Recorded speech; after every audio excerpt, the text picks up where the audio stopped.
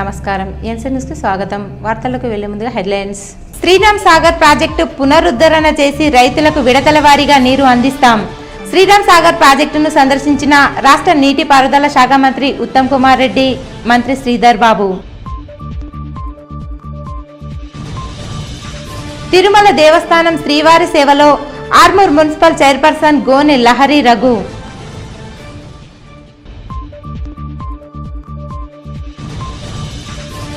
మధ్యాహ్న భోజనం నిర్వాహకుల పెండింగ్ బిల్లులు చెల్లించాలని మండల విద్యాధికారికి వినతులు. యాదాద్రి థర్మల్ విద్యుత్ కేంద్రాన్ని ప్రైవేటు సంస్థకు అప్పగించే నిర్ణయాలపై కొనసాగుతున్న ఆందోళన. టీఎస్ జెన్కో 35వ రోజు నిరసన. ఉత్తర తెలంగాణకు జీవనాడిగా ఉన్న శ్రీరామ్ సాగర్ ప్రాజెక్టులో పేరుకుపోయిన ఇసుక పూడిక తొలగింపు అంశంపై కేంద్ర ప్రభుత్వంతో చర్చలు జరుపుతున్నామని రాష్ట్ర నీటిపారుదల శాఖ మంత్రి ఉత్తమ్ కుమార్ రెడ్డి తెలిపారు. మంత్రి శ్రీధర్ బాబు, ఎంపీ జి వివేక్ వెంకటస్వామితో కలిసి మెండోరా మండలంలోని శ్రీరామ్ సాగర్ ప్రాజెక్టును సందర్శించిన అనంతరం ఆయన మీడియాతో మాట్లాడారు. ఎస్ఆర్ఎస్పీ కడెం ఎల్లంపల్లి ప్రాజెక్టులో నీటి నిల్వలను ప్రత్యక్షంగా పరిశీలించి రైతాంగానికి సాగునీటి విడుదలపై నిర్ణయం తీసుకుంటామని మంత్రి తెలిపారు. National dam safety authority, central water commission సాంకేతిక నిపుణుల సూచనల మేరకు ప్రాజెక్టుల పునరుద్ధరణల పనులు చేపడుతున్నామని వెల్లడించారు. కాంగ్రెస్ ప్రభుత్వం ప్రాజెక్టుల అభివృద్ధికి కట్టుబడి ఉందని పేర్కొంటూ ప్రాజెక్టులపై జరుగుతున్న విమర్శలు, ప్రచారాన్ని ఆయన ఖండించారు. శ్రీరామ్ సాగర్ ప్రాజెక్టు 1970 నుంచి ప్రజలకు సేవలందిస్తుందని గుర్తు చేసిన మంత్రి, ప్రారంభంలో 112 టీఎంసీల నిల్వ సామర్థ్యంతో నిర్మించిన ఈ జలాశయం పూడిక పేరుకుపోవడం వల్ల ప్రస్తుతం సుమారు 80 టీఎంసీల నిల్వ సామర్థ్యానికి తగ్గిందన్నారు. పూడిక తొలగించి ప్రాజెక్టును తిరిగి పూర్తి సామర్థ్యంతో తీర్చిదిద్దేందుకు కేంద్ర ప్రభుత్వంతో చర్చలు కొనసాగుతున్నాయని, త్వరలోనే దీనిపై నిర్ణయం తీసుకుంటామని చెప్పారు. ప్రస్తుతం శ్రీరామ్ సాగర్లో సుమారు 22 టీఎంసీల నీరు మాత్రమే అందుబాటులో ఉందని, ఈ నీటిని భవిష్యత్తు సాగు అవసరాలకు ఎలా వినియోగించాలనే అంశంపై త్వరలో ప్రభుత్వం నిర్ణయం ప్రకటిస్తుందని మంత్రి తెలిపారు. ఈ కార్యక్రమంలో Nizamabad in charge collector Bhavesh Mishra, DCC అధ్యక్షుడు నాగేష్ రెడ్డి, ఉర్దూ అకాడమీ చైర్మన్ తాహిర్ బిన్ హందాన్, కాంగ్రెస్ నాయకులు, అధికారులు తదితరులు పాల్గొన్నారు. పరిశీలన చేసి మరి ఇన్ఫ్లోస్ ఎంత ఉన్నాయి, నీళ్ళు ఎంత ఉన్నాయి రిజర్వాయర్ల, మరి ఈ వారం 10 రోజుల్లో వచ్చే నెలలో ఎన్ని మరి నీళ్ళు వచ్చే అవకాశం ఉంది, ఇన్ఫ్లో ఎంత వచ్చే అవకాశం ఉంది, ఎన్ని ఎకరాల ఆయకట్టుకి నీళ్లు ఇవ్వగలుగుతాం, అన్ని అంశాలపై మేము ఒకసారి ఆన్ ద గ్రౌండ్ పరిశీలన చేయడానికి ఈరోజు SRSP, Kadem and Yellampalli projects పరిశీలన కోసం మేము రావడం జరిగింది. ఎస్ఆర్ఎస్పి ప్రాజెక్టు అది మన తెలంగాణ రాష్ట్రానికే గర్వకారణం. 1963లో భారత మొదటి ప్రధాని, భారతదేశ జాతి నిర్మాత పండిట్ జవహర్ లాల్ నెహ్రూ గారు ఇక్కడ ఫౌండేషన్ కూడా మన అందరికీ తెలుసు. ఈ ప్రాజెక్టు 1970లో నీళ్లు మొదటిసారి ఆపడం మొదలు పెట్టిండ్రు. అంటే సుమారు 56 ఏళ్ల నుంచి ఈ యొక్క నీళ్లు ఆపుతున్నాడు. అట్లా అదే విధంగా ఇక్కడ ఒక 36 megawatt hydro electric power project కూడా ఉంది. ఒరిజినల్ ఈ storage capacity 112 TM. Siltation and sedimentation వల్ల క్రమక్రమంగా అది 80 టీఎంసీలకు తగ్గింది. అయితే మా ప్రభుత్వం యొక్క మొదటి లక్ష్యం ఏ విధంగా ఒరిజినల్ స్టోరేజ్ కెపాసిటీ రెస్టోర్ చేయాలనో మరి ఈ సబ్జెక్ట్ లో మరి భారత ప్రభుత్వంలో, కేంద్రంలో, అదే విధంగా ఎవరు ఎక్స్పర్ట్స్ అయి ఉంటే ఏ విధంగా ముందుకు పోవాలనే విషయంని పరిశీలిస్తున్నాం. అతి త్వరలో నిర్ణయం తీసుకుంటాం. మరి ఈ రోజు మేము పరిశీలన చేసిన దాంట్లో నీళ్లు పోయిన 3 సంవత్సరాల కంటే ఇదే రోజు ఎస్ఆర్ఎస్పీలో కూడా నీళ్లు తక్కువ ఉన్నాయి.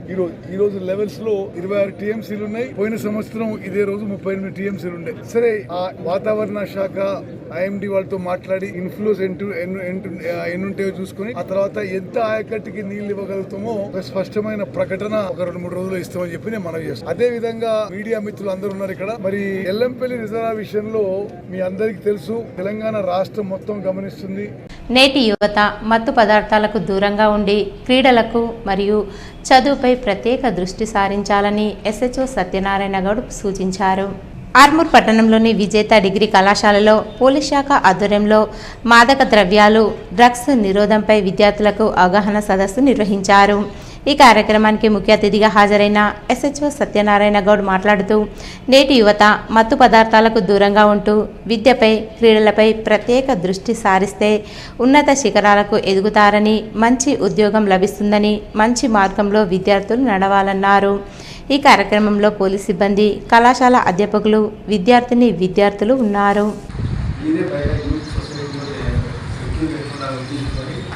అన్ని ఎడ్యుకేషన్ ఇన్స్టిట్యూట్లలో అవేర్నెస్ జరుగుతుంది ఈ కాన్సెప్ట్ సిటీలో రాజేశ్వరం. అందులో భాగంగా ఈరోజు ఆర్మూర్ పోలీస్ వారు ప్రిన్సిపల్ ఆదేశాల మేరకు మాకు పర్మిషన్ ఇచ్చిందని నేను second rank. First of all first చేసిన కంగ్రాట్స్. ఎందుకంటే మీరు ఇంటర్మీడియట్ టఫ్ స్టేజ్ బయటకు వచ్చారు. ఇంటర్మీడియట్ అంటే కొద్దిగా దాంట్లో పెట్టాలంటే మీరు నెక్స్ట్ లైఫ్ని సెటిల్ చేసుకునేది డిగ్రీ అంటే మేజర్గా అమ్మాయిలు ఉంటాయి. డిగ్రీ అయిపోయిందంటే మన విలేజ్ లాగా ఒకటి ఉంటుంది, అక్కడే ನೀವು స్టార్ట్ అవుతుంది. మన పేరెంట్స్ అంతా అగ్రికల్చర్ సెక్టర్ ఊళ్ళో లేదంటే అమ్మాయికి 20 సంవత్సరాలు వచ్చినాయంటే మ్యారేజ్ చేస్తుంది. అంటే మీరు ఇంత కష్టపడేది అందుకనే మీరు ఏం చేయాలంటే మీకు టైం లేదు. ఈ 3 years మీరు సెటిల్ కావాలి. ఇది ఒక చెడ్డ అలవాటు ఎవరికైనా 5 సబ్జెక్టుల్లో మేము ఒకరికి కూడా అంతే ఉంటాయి. లాంగ్వేజ్లో క్లాస్ అయినా లాంగ్వేజ్ తెలుగు ఏం చదువుతారా, సంస్కృతి అయితే ఇంగ్లీష్ ఏం చదువుతారని క్లాస్కి ముగ్గురు కూడా ఉన్నారు. ఇంగ్లీష్కు మనకున్న ఇంగ్లీష్ స్టాండర్డ్ అయినా మనందరూ తెలుసు, కానీ క్లాస్ మాత్రం 35 మార్కులు రావాలని ఎవరు క్లాస్. ఆర్మూర్ మున్సిపల్ చైర్పర్సన్ గోనె లహరి రఘు తిరుమల తిరుపతి వెంకటేశ్వర స్వామిని దర్శించుకుని మొక్కులు చెల్లించుకున్నారు. తిరుమల తిరుపతి శ్రీవారి సేవకు వెళ్లిన ఆర్మూర్ మున్సిపల్ చైర్పర్సన్ గోనె లహరి రఘు స్వామివారిని దర్శించుకొని ఆర్మూర్ పట్టణం సుభిక్షంగా ఉండాలని, అలాగే మరింత అభివృద్ధి జరగాలనే సంకల్పంతో స్వామివారిని దర్శించుకోవడం జరిగిందని ఆమె తెలిపారు. అలాగే సమృద్ధిగా వర్షాలు కురిసి పాడి పంటలు మరియు సకల సిరులు ఆర్మూర్ ప్రాంత ప్రజలకు చేరాలని కోరారు. ప్రతి విద్యార్థి క్రీడల ద్వారా ముందుకు సాగితే శరీరం దృఢంగా ఉంటుందని, అలాగే ఉద్యోగ అవకాశాలు ఎన్నో వస్తాయని బీజేపీ సీనియర్ నాయకులు లోక భూపతి రెడ్డి 16వ ward municipal councillor Dondi Kavitha Eshwar అన్నారు. ఆర్మూర్ పట్టణంలోని జావేద్ బాయ్ మినీ స్టేడియంలో సరస్వతి విద్యామందిర్ క్రీడాకారులకు ఇందు క్రీడా విభాగ్ పోటీలు నిర్వహించారు. ఈ సందర్భంగా క్రీడాకారులు కబడ్డీ, వాలీబాల్తో పాటు ఇతర క్రీడల్లో గెలుపొందిన జట్లకు ముఖ్య అతిథిగా హాజరైన లోక భూపతి రెడ్డి మరియు దొండి కవిత ఈశ్వర్ చేతుల మీదుగా బహుమతులు ప్రదానం చేశారు. అనంతరం క్రీడాకారులను ఉద్దేశించి వారు మాట్లాడుతూ ప్రతి విద్యార్థి చదువుతో పాటు క్రీడలపై ఎక్కువ ఆసక్తి చూపాలని, శరీరం ఎంతో దృఢంగా ఉంటుందని చెప్పారు. క్రీడపై ఎక్కువ ప్రాధాన్యం చూపేవారికి ఉద్యోగ అవకాశాలు కూడా ఎక్కువగా వస్తాయన్నారు. అలాగే గెలుపు ఓటములను సమానంగా స్వీకరించాలని పేర్కొన్నారు. ఈ కార్యక్రమంలో పాఠశాల ఉపాధ్యాయులు, పలువురు బీజేపీ నాయకులు, విద్యార్థులు, క్రీడాకారులు ఉన్నారు. పోటీ ఉంటుండొచ్చు, కానీ ఇక్కడనే మన యొక్క స్పిరిట్ స్టార్ట్ కావాలి, మన యొక్క మోటివేషన్ స్టార్ట్ కావాలి, మన యొక్క డిసిప్లిన్ స్టార్ట్ కావాలి. మనం క్షేత్రస్థాయికి, మనం అఖిల భారత స్థాయికి. నేను 2015లో విద్యాపీఠంలో జాయిన్ అయినాను. అప్పుడే నాకు ఒక మంచి అవకాశం వచ్చింది. ఏంటంటే ఆల్ ఇండియా ప్రిన్సిపల్స్ మీట్ అయింది ఢిల్లీలో. దానికి మన ప్రధానమంత్రి మోడీ గారు వచ్చారు. విజ్ఞాన్ భవన్లో ఢిల్లీలో మీటింగ్లో మోడీ గారు ఒక మాట చెప్పారు. ఏంటంటే మీ స్కూల్స్ చాలా క్రమశిక్షణవంతమైనటువంటి స్కూల్స్, మంచి డిసిప్లిన్, సంస్కారము, సదాచారం ఇవన్నీ నేర్పుతాయి. మీ స్కూల్స్ నుంచి ఎవరైనా ఒలింపిక్లో ఆడారా అని అడిగారు. మన దగ్గర నుంచి ఆడిన వాళ్ళు ఎవరు లేరు అప్పటికి. ఆగస్టు 10న కురివిలో జైల్ బారో జయప్రదం చేయాలని రైతు సంఘం జిల్లా కార్యదర్శి పల్లపు వెంకటేష్, జిల్లా అధ్యక్షులు శంకర్ గౌడ్ పిలుపునిచ్చారు. ఆర్మూర్ పట్టణంలోని సైదాబాద్ కాలనీలో గల షాదీ ఖానాలో సిఐటియు వ్యవసాయ కార్మిక రైతు సంఘాల ఆధ్వర్యంలో ఆర్మూర్ డివిజన్ స్థాయి సదస్సు నిర్వహించారు.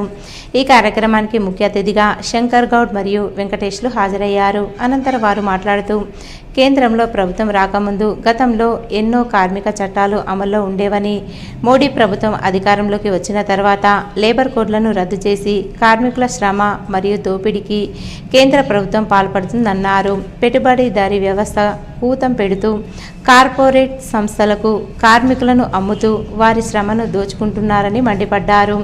కార్మికులకు 9 గంటల పని దినాలు ఇవ్వాలని అన్నారు. ఈ కార్యక్రమంలో నాయకులు గంగాధర్, ఎల్లయ్య, రవి, గణేష్, సాయన్న, అమీర్ ఖాన్, శంషుద్దీన్ తదితరులు ఉన్నారు. ముఖ్యంగా ఈరోజు విత్తనాలు కానీ ఎరువులు కానీ ధరలను కూడా పెంచేసింది. ఇవాళ విదేశీ వాణిజ్య ఒప్పందాన్ని చేసుకోవటం వల్ల విదేశాల నుంచి వచ్చేటటువంటి మొత్తం కూడా వాటిని దిగుమతి చేసుకుంటే జీరో సుంకాలు ఈరోజు విధిస్తూ ఉన్నారు. అదే మన దేశంలో పంట పండిస్తే విదేశాలకు తీసుకెళ్తే అక్కడ 50%, 60% ఈరోజు ట్యాక్సీలు వేసే విధంగా ఈరోజు వాణిజ్య ఒప్పందం చేసుకుంది. ఈ విధానాన్ని రద్దు చేయాలని చెప్పేసి ఈ దేశంలో పండించినటువంటి రైతులకి ఇవాళ గిట్టుబాటు ధర కల్పించాలని, కౌలు రైతులకి కూడా గిట్టుబాటు ధర కల్పించాలని, అట్లాగే ఈరోజు మరి ఏదైతే ప్రభుత్వం ఇస్తున్నటువంటి మరి రైతు బీమా, రైతు బంధు కానీ అదేవిధంగా దేశంలో ఉన్న ఖనిజ సంపదని, వనరులని దాచుకుంటా ఉంది. కాబట్టి ఇటువంటి ప్రజా వ్యతిరేక విధానాలకు వ్యతిరేకంగా ఈరోజు CITU వ్యవసాయ కార్మిక సంఘం, రైతు సంఘాల ఆధ్వర్యంలో ఆగస్టు 10వ తారీఖున జైల్ బరో కార్యక్రమాన్ని నిర్వహిస్తూ ఉన్నాం. కాబట్టి ఈ దేశంలోని కార్మిక వర్గం పెద్ద ఎత్తున పాల్గొని విజయవంతం చేయాలని చెప్పేసి, బీజేపీకి వ్యతిరేకంగా నిలబడి పోరాటాల్లో ముందుండాలని చెప్పేసి CITUగా పిలుపునిస్తూ ఉన్నాం. ఈ దేశంలో పడి దోచుకొని తింటున్నటువంటి భారతీయ జూటా పార్టీ అంటే బీజేపీ, ఈ భారతీయ జూటా పార్టీని తరిమి కొట్టడం కోసం రేపు 10వ తారీఖున జైల్ బరో కార్యక్రమానికి CITU, వ్యవసాయ కార్మిక సంఘం, రైతు సంఘం, అలాగే ఇతర సంఘాలు, KVPS, మహిళా సంఘం, DOFI, విద్యార్థి రంగాలు, మిగతా అన్ని రంగాలు కూడా ఉమ్మడిగా పిలుపునిచ్చినాయి. వాటితో పాటు SKM కూడా పిలుపునిచ్చింది. అందులో బాగా ఎక్కువ మంది పాల్గొని అన్ని RDO కార్యాలయాలు ముట్టడి చేయాలి, అలాగే జిల్లా కార్యాలయాలు ముట్టడి చేయాలి. వాళ్ళు జైల్ బరో కార్యక్రమాన్ని జయప్రదం చేయాలని చెప్పి ఆర్మూర్ నూతన మండల విద్యాధికారిగా నియమితులైన రవీందర్ను ఆర్మూర్ పట్టణ జాతీయ అవార్డు గ్రహీత సామాజిక సేవకుడు తులసి పట్వారి మర్యాదపూర్వకంగా కలిసి ఆయనను సన్మానించారు. ఈ సందర్భంగా ఆయనను శాలువా పూలమాలతో సన్మానించి పూల మొక్కను అందజేశారు. అనంతరం గ్రీన్ ఛాలెంజ్ చేసి ప్రతి ప్రాంతాలలో మొక్కలు నాటేందుకు కృషి చేయాలన్నారు. అలాగే ప్రభుత్వ, ప్రైవేటు పాఠశాలలో నాణ్యమైన విద్యార్థులకు అందించేందుకు అన్ని విధాలుగా సహాయ సహకారాలు అందించాలని కోరారు. ఈ కార్యక్రమంలో విద్యాశాఖ అధికారులు తదితరులు ఉన్నారు. శుభాకాంక్షలు తెలుపుతూ ఎన్విరాన్మెంటల్ డే పురస్కరించుకొని మనకు ప్రతి ఇంటి ఆవరణలో మొక్కలు నాటాలనే ఉద్దేశంతో గ్రీన్ ఛాలెంజ్గా సార్ గారు మేము ఇక్కడ ప్లాంటేషన్ అనేది పర్యావరణంలో బాగా మొక్కలు నాటాము. వెళ్ళిన ప్రభావం చేత ఎంతో రకమైన ఇబ్బందులు ఏర్పడుతున్నాయి. కాబట్టి సార్ గారు శుభాకాంక్షలతో మొక్కను అందజేయడం జరిగింది. సార్ గారు ఇక్కడ ప్రతి పాఠశాలకు సహాయ సహకారాలు అందిస్తారు. పెండింగ్లో ఉన్న మధ్యాహ్న భోజన కార్మికుల బిల్లులను వెంటనే విడుదల చేయాలని CIT జిల్లా అధ్యక్షులు శంకర్ గౌడ్, రైతు సంఘం జిల్లా కార్యదర్శి వెంకటేష్లు డిమాండ్ చేశారు. ఆర్మూర్ పట్టణంలో CITU నాయకులు మండల పరిషత్ కార్యాలయ ఆవరణలో గల మండల విద్యాధికారి రవీందర్కు మధ్యాహ్న భోజన బిల్లులు విడుదల చేయాలని వినతిపత్రం అందజేశారు. అనంతరం శంకర్ గౌడ్ మరియు వెంకటేష్ మాట్లాడుతూ ప్రభుత్వం మధ్యాహ్న భోజన నిర్వాహకులకు 26,000 వేతనం ఇచ్చి ప్రభుత్వమే గుడ్లు సరఫరా చేయాలని, అలాగే పెండింగ్లో ఉన్న బిల్లులు వెంటనే విడుదల చేయాలని, లేదంటే రానున్న రోజుల్లో పెద్ద ఎత్తున ఆందోళన చేస్తామన్నారు. మధ్యాహ్న భోజన కార్మికుల సమస్యలను ప్రభుత్వం పట్టించుకోవాలన్నారు. విద్యార్థులకు నాణ్యమైన భోజనం అందిస్తున్న వారి సమస్యలు పరిష్కరించకపోతే పెద్ద ఎత్తున ఆందోళన చేయడంతో పాటు మధ్యాహ్న భోజనం నిలిపివేయడం జరుగుతుందని హెచ్చరించారు. ఈ కార్యక్రమంలో మధ్యాహ్న భోజన నిర్వాహకులు సుజాత, జయశంకర్, భవిత, దేవాయి, సాయమ్మ తదితరులు ఉన్నారు. ఇక గవర్నమెంట్ రిక్వెస్ట్ ఏంటంటే నెల ఎంత వేసేస్తే ఈ సమస్య ఉండదు, పెండింగ్ పెట్టుకుని ఈ సమస్య అనేది ఇస్తాము. అందుకోసం రేపు 10వ తారీఖు నాడు కూడా మేము దేశవ్యాప్తంగా పర్మనెంట్ చేయాలని, ఉద్యోగాలు కల్పించాలని, ESF సౌకర్యం కల్పించాలని, కనీస వేతనం అమలు చేయాలని, ఈ డిమాండ్లు రైతుల సమస్యలు పరిష్కారం చేయాలనేటటువంటి డిమాండ్లను కూడా జైలు బరో కార్యక్రమాన్ని కూడా నిర్వహిస్తున్నాం. 10వ తారీఖు భోజనం చేయడం కూడా కుదరదు. మీరు కూడా అందరూ ప్రజాస్వామ్య వ్యవస్థలో ఓటు వజ్రాయుధమని బాల్కొండ ఆదర్శ పాఠశాల ప్రిన్సిపల్ శ్రీనివాస్ ప్రసాద్ అన్నారు. మండల కేంద్రంలోని ఆదర్శ పాఠశాల మరియు కళాశాలలో మాదిరి ఎన్నికలు నిర్వహించారు. సాంఘిక శాస్త్ర ఉపాధ్యాయులు విద్యార్థులకు ఓటు విలువ మరియు ఎన్నికల విధులు విధానాలను విద్యార్థులకు తెలియజేశారు. విద్యార్థులే ఓటర్లుగా మారి ఓటు హక్కును వినియోగించుకొని విద్యార్థి నాయకులను ఎన్నుకున్నారు. ఈ కార్యక్రమంలో ప్రిన్సిపల్ ప్రధాన ఎన్నికల అధికారిగా మరియు ఒక విద్యార్థి కలెక్టర్గా పాత్ర పోషించడం ఇటు విద్యార్థులను అటు ఉపాధ్యాయులను ఆకట్టుకుంది. కళాశాల ప్రధాన ఉపాధ్యాయులు మాట్లాడుతూ విద్యార్థులకు పాఠ్య పుస్తకంలో ఉన్నదే కాకుండా సమాజంలో అత్యంత ముఖ్య పాత్ర పోషించే ఓటు గురించి మరియు ఎన్నికల నిర్వహణ గురించి అవగాహన కల్పించడాన్ని సాంఘిక శాస్త్ర ఉపాధ్యాయులను అభినందించారు. తరగతి గదిలోని విద్యార్థి సమాజాన్ని అవగాహన చేసుకున్నప్పుడే సర్వతోముఖాభివృద్ధి సాధ్యమవుతుందని పేర్కొన్నారు. ఈ కార్యక్రమంలో వైస్ ప్రిన్సిపల్ గణేష్, ఉపాధ్యాయులు విజయలక్ష్మి, రవి, శైలజ, పాషా తదితరులు పాల్గొన్నారు. వేల్పూర్ మండలం మోతే గ్రామంలో జిల్లా ప్రాథమిక హై స్కూల్లో మధ్యాహ్న భోజన పథకాన్ని మోతే గ్రామ సర్పంచ్ ఆకస్మికంగా తనిఖీ చేశారు. విద్యార్థులకు మధ్యాహ్న భోజనం సక్రమంగా అందుతుందో లేదో, మెనూ ప్రకారం ఇస్తున్నారో లేదో అని తనిఖీ చేయడం జరిగిందని, ఈరోజు ఆకస్మికంగా తనిఖీ చేయడం జరిగిందని సర్పంచ్ డొల్ల రమేష్ తెలిపారు. అదేవిధంగా అక్కడే విద్యార్థులతో మధ్యాహ్న భోజనం కలిసి చేయడం జరిగిందన్నారు. మధ్యాహ్న భోజనం ఏజెన్సీ వారికి మెనూ ప్రకారం మంచి ఫుడ్ ఇవ్వాల్సిందిగా వారికి చెప్పారు. ఈ కార్యక్రమంలో sarpanch Ramesh, high school head master వైద్య గణేష్, వార్డు మెంబర్లు నరేష్, చిన్నరాజన్న, ఫీల్డ్ అసిస్టెంట్ విహారీ పాల్గొన్నారు. ముందస్తు సన్నద్ధతతో ప్రాణ నష్టాన్ని నివారించవచ్చని ఆపద మిత్ర తుమ్మల మహేష్ కుమార్ అన్నారు. మోర్తాడ్ మండల కేంద్రంలోని కేజీబీవీ బాలికల పాఠశాలలో శనివారం ఆపద మిత్రుడు తుమ్మల మహేష్ కుమార్ అత్యవసర సమయాలలో పాము కాటుకు, నీటిలో మునిగిన వారికి, గాయాలు తగిలిన వారికి, అగ్ని ప్రమాదాలు సంభవించినప్పుడు ప్రాథమిక చికిత్సా పద్ధతులు, సిపిఆర్ చేసే విధానం తదితర అంశాల గురించి వివరించారు. విపత్తులను నిలువరించే శక్తి ఎవరికీ ఉండదని, అయితే ముందస్తు సన్నద్ధతతో ప్రాణ నష్టాల్ని చాలా వరకు నివారించవచ్చని విద్యార్థులకు వివరించారు. ఈ కార్యక్రమంలో పాఠశాల ప్రిన్సిపల్ స్వప్న, ఉపాధ్యాయులు రజిత, సుమలత, కల్పన, కళావతి, ప్రియాంక, ప్రియా, విద్యార్థులు తదితరులు పాల్గొన్నారు.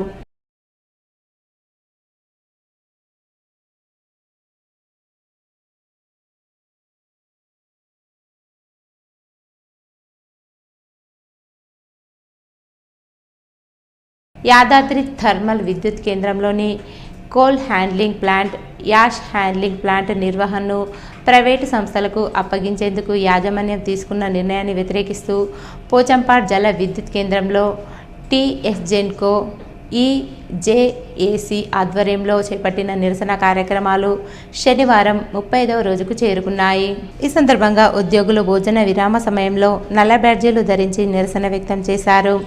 సిహెచ్పి, ఏహెచ్పిల ప్రైవేటీకరణ నిర్ణయాన్ని వెంటనే ఉపసంహరించుకోవాలని, టెండర్ ప్రక్రియను రద్దు చేయాలని వారు డిమాండ్ చేశారు. ప్రభుత్వ రంగ సంస్థల ప్రయోజనాలు, ఉద్యోగుల హక్కులను పరిరక్షించాలని కోరుతూ ప్రైవేటీకరణ నిర్ణయాన్ని పూర్తిగా వెనక్కి తీసుకునే వరకు తమ ఉద్యమాన్ని మరింత ఉధృతం చేస్తామని ఉద్యోగులు, కార్మికులు హెచ్చరించారు. ఈ నిరసన కార్యక్రమంలో టీఎస్జెన్కో, ఈజేఏసీ నాయకులు, ఉద్యోగులు, కార్మికులు పెద్ద సంఖ్యలో పాల్గొన్నారు. వాల్యుయేషన్ నడుస్తున్నది. ఇక్కడ 35 రోజుల నుంచి రాష్ట్ర వ్యాప్తంగా విద్యుత్ సంస్థలోని ఉద్యోగులందరూ నిరసన చేస్తున్నా కూడా వాళ్ళకి ఏమీ పట్టనట్టుగా మొండి వైఖరితో ఉన్నారు. ఇకనైనా వాళ్ళు గ్రహించి, మా ఉద్యోగ ఆందోళనను గ్రహించి మళ్ళీ అలాగే ఉద్యోగుల భవిష్యత్తుని కానీ, సంస్థ యొక్క భవిష్యత్తుని కానీ దృష్టిలో పెట్టుకొని వాళ్ళ యొక్క ఈ ప్రైవేటేషన్ టెండర్లని వాళ్ళు వెనక్కి తీసుకొని మళ్ళీ ఒకసారి మా నిర్వహణ అనేది వైటీపీ యొక్క నిర్వహణ అనేది మా జెన్కో ద్వారా చేపట్టాలని మేము జేఏసీ ద్వారా గట్టిగా డిమాండ్ చేస్తున్నాము. మంత్రి వస్తున్నారు, ఇవాళ ఏమైనా మీరు వినతి పత్రం కానీ ఏమైనా ఇస్తారా, సమర్థిస్తారా సార్? అలాంటిది ఏం లేదు. ఎందుకంటే ఇది మా శాఖకు సంబంధించిన ఒకవేళ సంబంధించిన విషయం అయితే ఆయనకి మంత్రి గారికి ఇచ్చేవాళ్ళం, కానీ మంత్రి గారు అంటే మా శాఖకు సంబంధించిన వారు రాబోదు కాబట్టి అటువంటి వినతి పత్రం సమర్పించడం అయితే ఏమీ లేదు. ఉత్తర తెలంగాణకు జీవనాడిగా పేరుగాంచిన శ్రీరామ్ సాగర్ ప్రాజెక్టు త్వరలో పర్యాటక కేంద్రంగా అభివృద్ధి చెందుతుందా అనే ఆసక్తి ప్రజల్లో నెలకొంది. ప్రాజెక్టు పరిసర ప్రాంతాల అభివృద్ధి, పర్యాటక సౌకర్యాల కల్పన లక్ష్యంగా నీటిపారుదల శాఖ మంత్రి ఉత్తమ్ కుమార్ రెడ్డి, ఐటీ మరియు పరిశ్రమల శాఖ మంత్రి దుద్దిల్ల శ్రీధర్ బాబు శ్రీరామ్ సాగర్ ప్రాజెక్టును సందర్శించనున్నారు. ప్రస్తుతం మహారాష్ట్ర, ఉత్తర తెలంగాణలో కురుస్తున్న వర్షాల కారణంగా శ్రీరామ్ సాగర్ ప్రాజెక్టులోకి భారీగా వరద నీరు చేరుతుంది. ప్రాజెక్టు ఏఈఈ రవి తెలిపిన వివరాల ప్రకారం ప్రస్తుతం ప్రాజెక్టులోకి 84,998 క్యూసెక్కుల వరద ప్రవాహం నమోదవుతుంది. అలాగే బాలేగావ్ ప్రాంతం నుంచి సుమారు 40,000 క్యూసెక్కుల వరద నీరు వస్తున్నట్లు అధికారులు తెలిపారు. వరద ప్రవాహం పెరగడంతో ప్రాజెక్టులో నీటి నిల్వలు క్రమంగా పెరుగుతున్నాయి. శ్రీరామ్ సాగర్ ప్రాజెక్టు ఉత్తర తెలంగాణలోని సుమారు 6 లక్షల ఎకరాల ఆయకట్టుకు సాగునీటిని అందిస్తుంది. అయినప్పటికీ ప్రతిరోజు వేలాది మంది పర్యాటకులు వస్తున్న ఈ ప్రాంతంలో తగిన పర్యాటక సౌకర్యాలు లేకపోవడం వల్ల సందర్శకులు నిరాశకు గురవుతున్నారు. మంత్రుల పర్యటన సందర్భంగా ప్రాజెక్టును పర్యాటక కేంద్రంగా అభివృద్ధి చేసేందుకు ప్రత్యేక నిధులు మంజూరు చేస్తారా అనే అంశంపై స్థానిక ప్రజలు, వ్యాపారులు, పర్యాటకులు ఆసక్తిగా ఎదురుచూస్తున్నారు. పర్యటనలో భాగంగా మంత్రులు ఉదయం శ్రీరామ్ సాగర్ ప్రాజెక్టును సందర్శించి నీటి నిల్వలు, సాగునీటి పంపిణీ, కాలువల నిర్వహణ, ఆధునీకరణ పనులను అధికారులతో సమీక్షించనున్నారు. అనంతరం నిర్మల్ జిల్లాలోని కడం ప్రాజెక్టు, పెద్దపల్లి జిల్లాలోని ఎల్లంపల్లి ప్రాజెక్టులను కూడా పరిశీలించనున్నారు. క్రమక్రమంగా వరద నీరు వచ్చి చేరుతున్నది. ప్రస్తుతము 27 టీఎంసీల వరకు చేరుతున్నది. మన శ్రీరామ్ సాగర్ పైన ఉన్న ప్రాజెక్టులు విష్ణుపురి పూర్తిగా 99% వరకు నిండి ఉంది.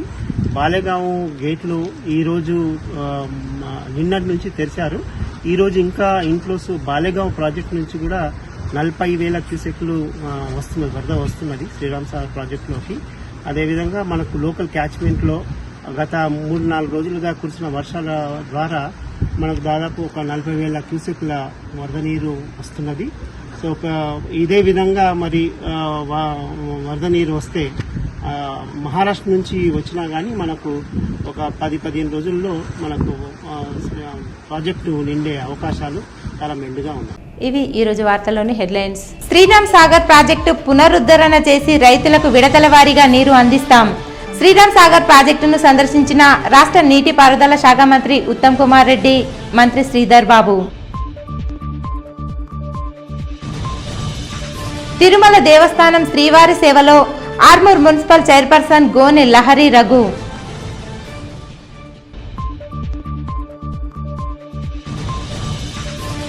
మధ్యాహ్న భోజనం నిర్వాహకుల పెండింగ్ బిల్లులు చెల్లించాలని మండల విద్యాధికారికి వినతులు. యాదాద్రి థర్మల్ విద్యుత్ కేంద్రాన్ని ప్రైవేటు సంస్థకు అప్పగించే నిర్ణయాలపై కొనసాగుతున్న ఆందోళన. టీఎస్ జెన్కో 35వ రోజు నిరసన. ఇవి ఈరోజు బులెటిన్లోని విశేషాలు. తిరిగి వచ్చే బులెటిన్లో కలుసుకుందాం. అంతవరకు సెలవు. నమస్కారం.